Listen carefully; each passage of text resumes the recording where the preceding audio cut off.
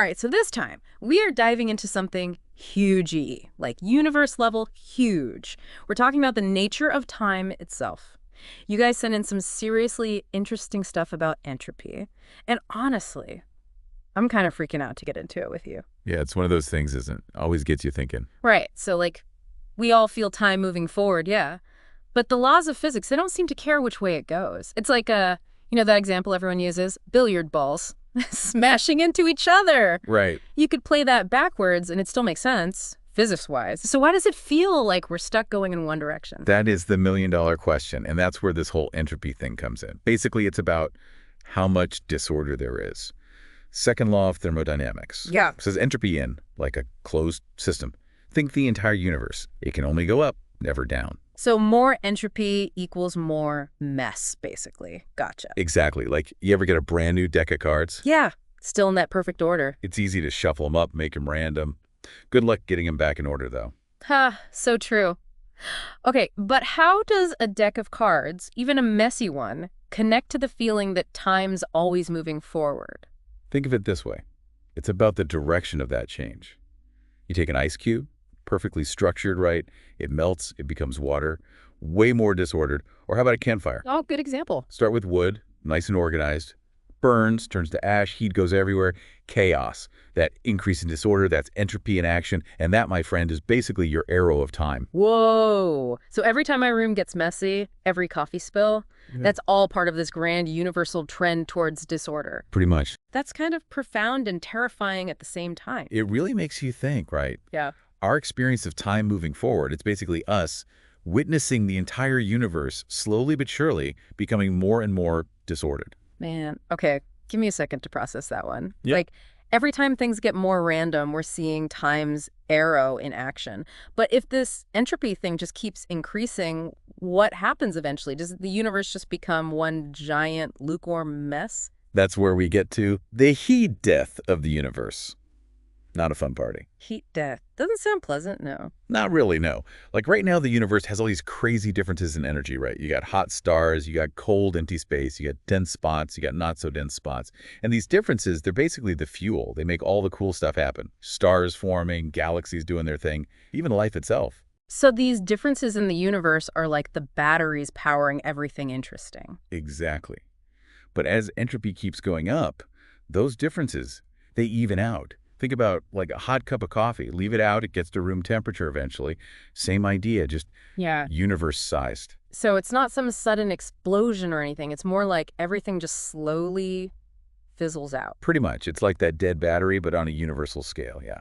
Makes you appreciate what we've got while we've got it. Makes you think, though, what about black holes? Don't those kind of mess with the whole entropy thing? They're like giant cosmic vacuum cleaners of matter and order, aren't they? Black holes are fascinating. They really are.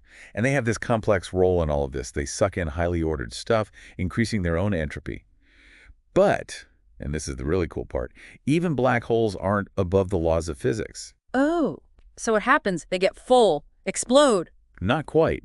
They actually evaporate incredibly slowly over ridiculous amounts of time, but they do, through a process called Hawking radiation. Hawking radiation, right? I've heard the name.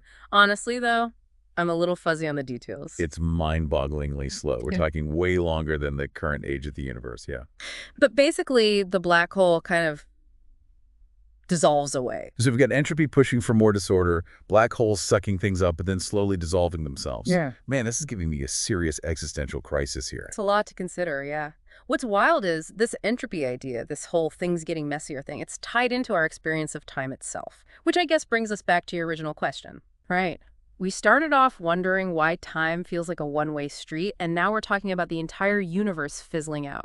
This deep dive really took a turn. That's the beauty of these topics, though. Yeah. They lead to all sorts of unexpected places. No kidding. Speaking of unexpected places, what if you could reverse entropy? Would that mean rewinding time? And what would that mean for, like, our choices, our memories? Did we even choose to go on this deep dive today? This is getting seriously interesting, so stick with us. We'll be back after a quick break. Okay, so entropy, it's a big deal. We got that. But my brain is stuck on this rewind idea. Like, if more entropy equals time moving forward, could we hit rewind on the universe by somehow making entropy go down in it? Now, that's a question that's been keeping some very smart people up at night for a long, long time. Talk about mind-bending, right? And it leads to some even weirder stuff about what time even is. Hit me with it, I'm ready. Ever heard of the block universe theory? Block universe. I mean, it sounds cool, but... Picture this. Time, it's not like a river flowing, it's more like a giant loaf of bread. Every slice, that's a moment. Past, present, future, all there, all those moments already existing in this big cosmic loaf. And us, we're just moving through it, slice by slice, experiencing them one by one. Wait, hold on. So you're saying the future is already there, like baked in, just like the past is set in stone. That's the general idea.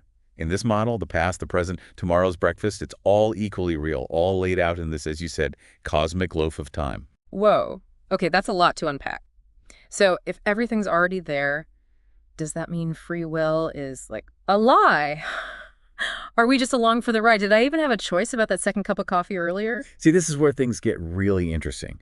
The block universe, it doesn't necessarily say free will doesn't exist, but it makes you think about what choice even means if every moment's already there. Yeah. It's like a change in how you see things, not necessarily a yes or no answer. So it's not, can I change the future? It's, what does choosing even mean if the future already is? Exactly.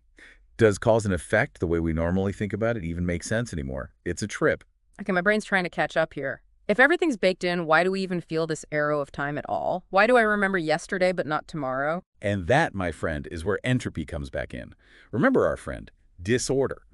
Even if we're moving through a loaf of pre-existing time bread, our experience of that movement, the whole time's flowing forward thing, that could be because we're always moving toward messier, more chaotic states. Memories work one way because the universe itself is getting progressively, well, messier. So even in this mind-blowing loaf of space-time, entropy is still the puppet master behind the scenes, making sure we feel time zero. Kind of, yeah. It's this wild link between this basic law of physics and our own, like, personal experience of time passing. It's all connected. Man, this is making me appreciate just remembering what I ate this morning. Okay, so we've got time as a loaf of bread, entropy pushing us through it. But, you know, this deep dive wouldn't be complete if we didn't get a little weird. And I think it's time we talk about the Boltzmann Brain. Ah, yes. The Boltzmann Brain. A classic for a reason. Gets strange fast. I gotta admit, I'm a little scared to ask, but what is a Boltzmann Brain? All right, so imagine just for a second that heat death we talked about. The ultimate end game, right? Universe reaches max entropy. It's all just one big lukewarm soup of stuff. Nothing much happening. Right. The dead battery of existence. Exactly. But even in that max entropy state, there's still this tiny, tiny TINY chance of random stuff happening. Fluctuations, we call them. Like, think about flipping a coin. Flip it long enough, you're bound to get heads a billion times in a row eventually, just by pure chance. Okay, so even in max disorder, there's a chance for a little flicker of order, even if it's super unlikely. Exactly. Now, take that same idea, but apply it to the entire universe. In that state of max entropy, a random fluctuation could, theoretically, put together a very complex structure, just for a moment. And that structure could be a brain. Ding, ding, ding. Yeah. A Boltzmann brain. Yeah. Complete with thoughts, memories, experiences, just popping into existence for a brief moment, then gone again. Back to the randomness. Okay, that's amazing and terrifying.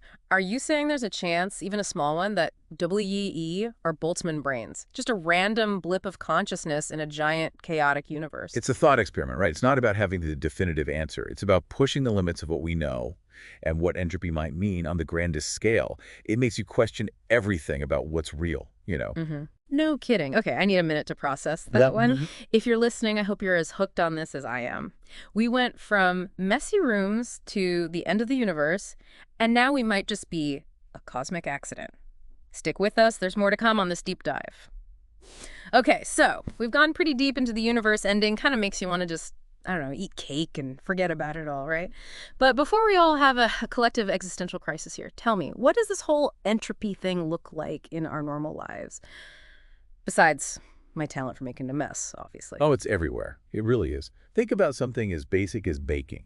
You know, you're taking ingredients, flour, sugar, whatever. They're pretty ordered on their own. And you're using energy to make something way more complex. And delicious, hopefully. Anyway, but yeah, I see where you're going with this. That whole process, that transformation, entropy increasing, that cake batter going from simple stuff to a whole cake, that's the universe's tendency towards disorder, just playing out in your oven. Man, even when it results in cake, it's still entropy at work. Never thought I'd be contemplating the heat death of everything while enjoying a slice. It's all about how you see it, right? Or here's another one. Perfume. Brand new bottle, you open it up, that scent is strong, concentrated. But over time, those scent molecules, they spread out, get more disordered until, boom, the whole room smells like it. So from cake to perfume, entropy's messing with our senses all the time. Exactly. Yeah. And it's not just our senses. How about aging? Our bodies, they go from order to, well, less order over time. We're all subject to these rules, even our own selves. Okay, that's kind of humbling and more than a little freaky. Makes you realize this entropy thing, it's not just some abstract idea, is it? Nope. It's tied to our experience of time, of existing at all, really. Makes those moments where things do feel ordered, beautiful even, more important, I guess. Little flashes of structure in a universe that seems to want chaos. It really does. Finding meaning, purpose in those moments, that's kind of what it's all about, yeah. Appreciating this weird, complex universe we find ourselves in. Well said. So as we wrap up this deep dive, what's the one thing you really want listeners to walk away with today? It's easy to hear all this about entropy and think, well, that's depressing. Everything's just going to fall apart. But really, it's the opposite.